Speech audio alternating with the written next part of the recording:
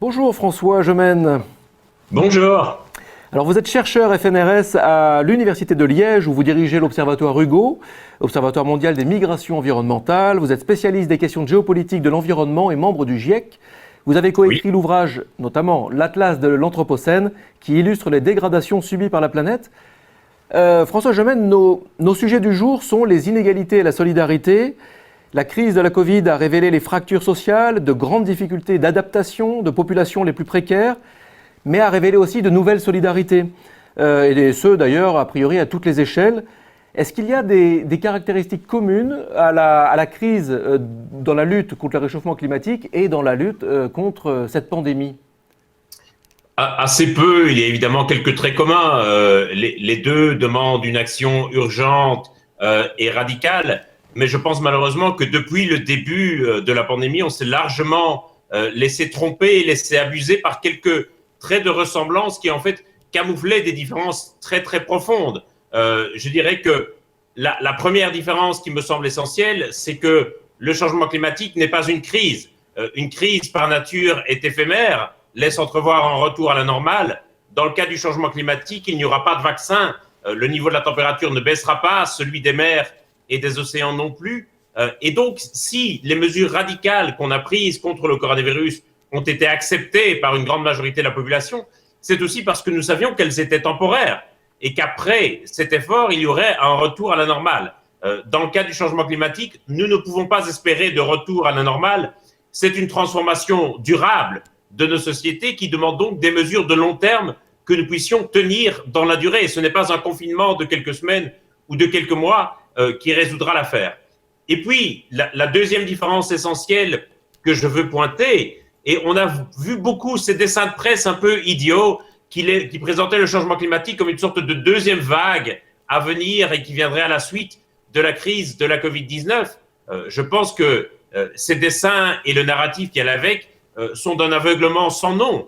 En réalité, le changement climatique n'est pas une crise future, il est déjà là, et donc nous ne devons pas voir la crise du coronavirus comme une sorte de répétition générale ou de préfiguration du changement climatique. La réalité, c'est que le changement climatique est déjà là depuis au moins 20 ans, et ce qui fait que nous ne prenons pas de mesures urgentes et suffisamment radicales, c'est que les morts ne sont pas encore à nos portes, c'est que les victimes sont largement de l'autre côté de la Méditerranée, de la même manière que les premières victimes de la Covid-19 étaient en Chine, et c'était le moment où nous parlions encore de grippette et où nous n'imaginions jamais que nous devrions un jour nous confiner. Et donc je crois qu'il faut réaliser que le changement climatique est déjà là et que ce n'est pas une crise mais une transformation profonde et durable de nos sociétés.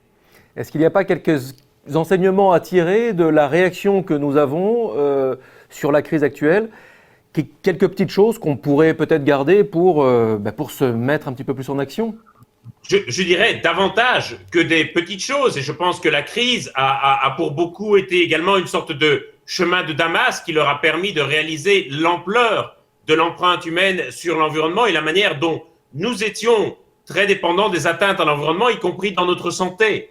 Et donc moi je tirerai deux grandes leçons dont j'espère nous pourrons nous inspirer pour la lutte contre le changement climatique.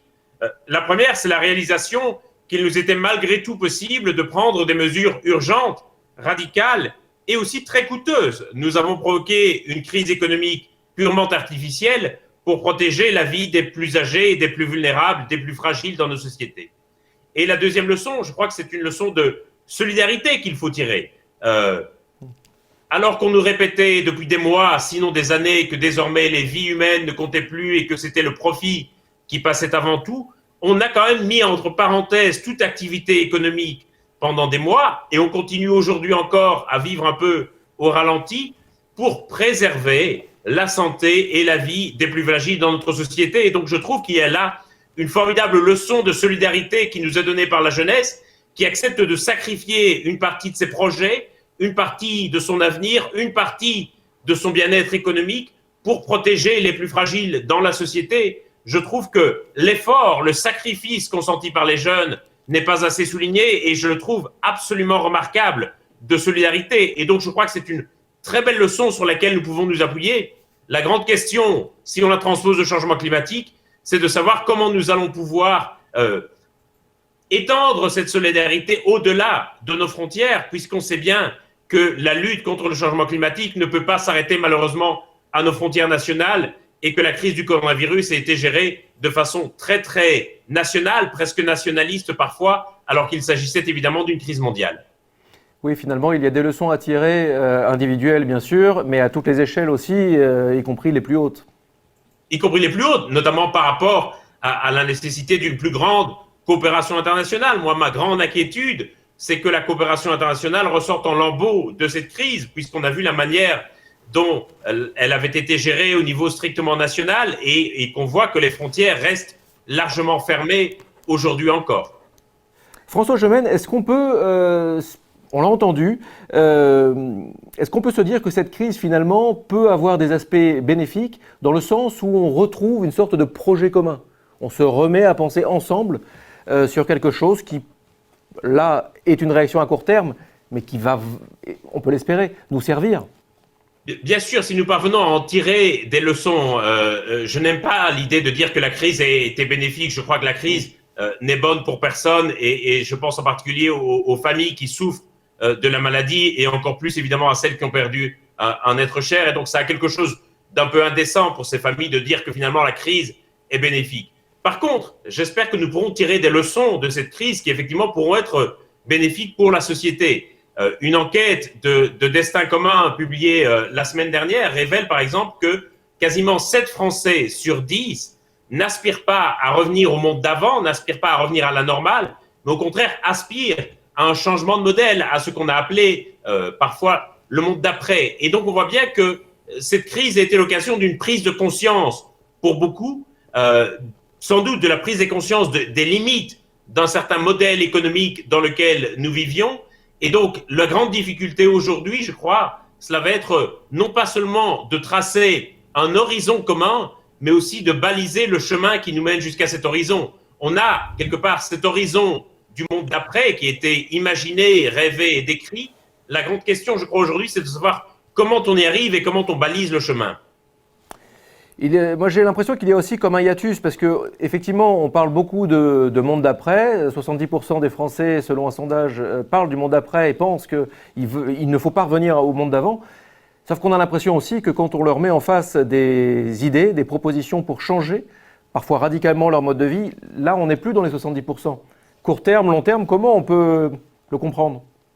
Bien sûr, je pense qu'il y a aussi un grand sentiment d'isolement encore parfois qui prédomine et le sentiment quelque part d'une certaine forme d'injustice, que certains seraient les seuls à changer et à faire des sacrifices pendant que d'autres continueraient à se servir en quelque sorte sur le dos des autres. Et donc je crois que si on veut vraiment faire advenir ce monde auquel aspirent 70% des Français, je pense qu'il est vraiment essentiel de mettre en place des mécanismes d'équité et de justice sociale qui permettent précisément d'entraîner l'ensemble de la population dans un projet auquel ils aspirent. Sinon, ça restera toujours perçu comme une sorte de contrainte qui s'applique injustement et auquel beaucoup chercheront à échapper.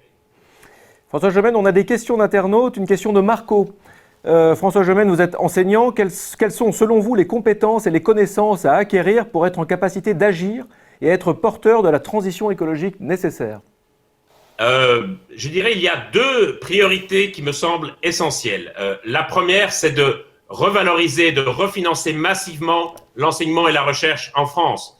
Moi qui habite en France mais travaille en Belgique, je vois de façon criante les différences entre les 2 pays, entre mes collègues. La Belgique n'est pas un Eldorado, mais vraiment le fossé entre ces 2 pays en termes de financement et de moyens donnés à l'enseignement et la recherche vraiment est béant, et je vois les difficultés dans lesquelles sont mes collègues français, et il y a quelque chose d'absolument insupportable, ne serait-ce que en ce qui concerne les niveaux de salaire des enseignants-chercheurs. Ça, c'est vraiment la première priorité pour la France en termes d'enseignement et de recherche.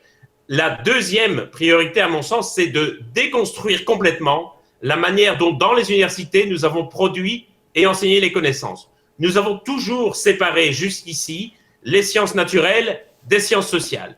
Et ce sont des cursus complètement séparés. C'est-à-dire qu'on a des étudiants en sciences sociales qui vont sortir sans jamais avoir fait une seule équation mathématique au cours de leur scolarité, et des étudiants en sciences naturelles qui vont sortir sans avoir aucune véritable conscience de ce qu'est un mouvement social. Et je caricature à peine. On sait que beaucoup d'étudiants s'inscrivent dans des cursus de sciences sociales avec la garantie de ne plus jamais faire aucune équation ou aucun graphe au cours de leur scolarité.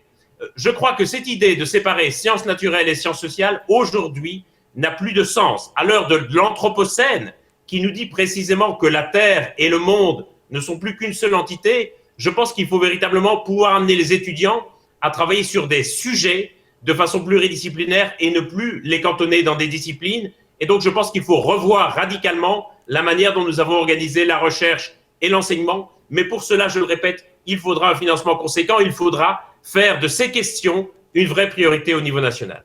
Vous avez abordé un point fondamental, un point qu'on a abordé hier et que j'ai l'impression qu'on va aborder dans chacune des émissions de la semaine, l'interdisciplinarité ou la pluridisciplinarité. Il faut qu'il y ait du dialogue, il faut qu'il y ait de l'écoute, c'est fondamental. Si, par exemple, les questions d'environnement ont souvent été reléguées au second plan des priorités politiques par les dirigeants, ce n'est pas juste parce qu'ils considéraient que c'était des questions secondaires, c'est aussi parce que, au cours de leur formation, on n'avait jamais insisté sur l'importance de ces questions. On les avait toujours traitées comme des questions un peu techniques qui pouvaient être déléguées à des experts et qui n'étaient pas véritablement entrées en démocratie, qui vraiment n'étaient pas véritablement entrées dans le débat politique. Je pense que c'est tout l'enjeu aujourd'hui et certainement les objectifs du développement durable peuvent être un véhicule approprié pour faire entrer ces enjeux en démocratie. François Gemène, j'ai une question de Louise. Ce sera une dernière question. La question est la suivante. Les migrations climatiques sont-elles un levier pour faire prendre conscience au gouvernement de l'urgence climatique ? Ça serait atroce de le faire. Je sais que beaucoup d'activistes du climat le font. Je sais que beaucoup, on entend, il faut que nous réduisions nos émissions de gaz à effet de serre, sinon nous allons avoir des millions de migrations climatiques. Soyons clairs, ce type de discours est un discours xénophobe qui ne sert absolument pas les intérêts des migrants et qui conduira vraisemblablement les États, non pas à réduire leurs émissions de gaz à effet de serre, mais à fermer davantage leurs frontières.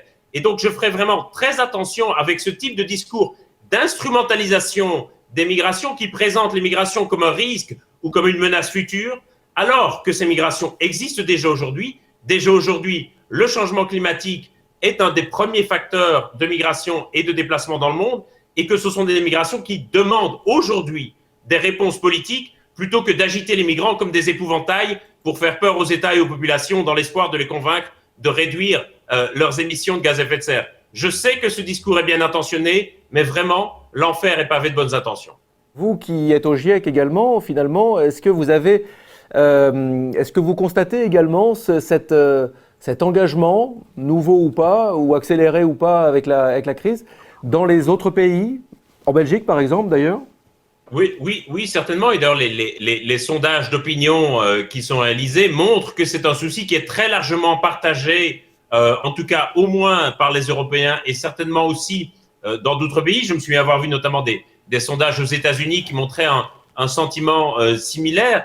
Et quelque part, c'est maintenant aux politiques d'accompagner, je dirais, ces aspirations. J'ai tendance à considérer que le plan proposé par la Commission européenne, par exemple le Green New Deal, va exactement dans le bon sens, c'est-à-dire qu'on injecte de l'argent, pas uniquement pour sauver le passé, mais aussi pour investir dans le futur. Et je pense que c'est de cela que nous avons cruellement besoin aujourd'hui.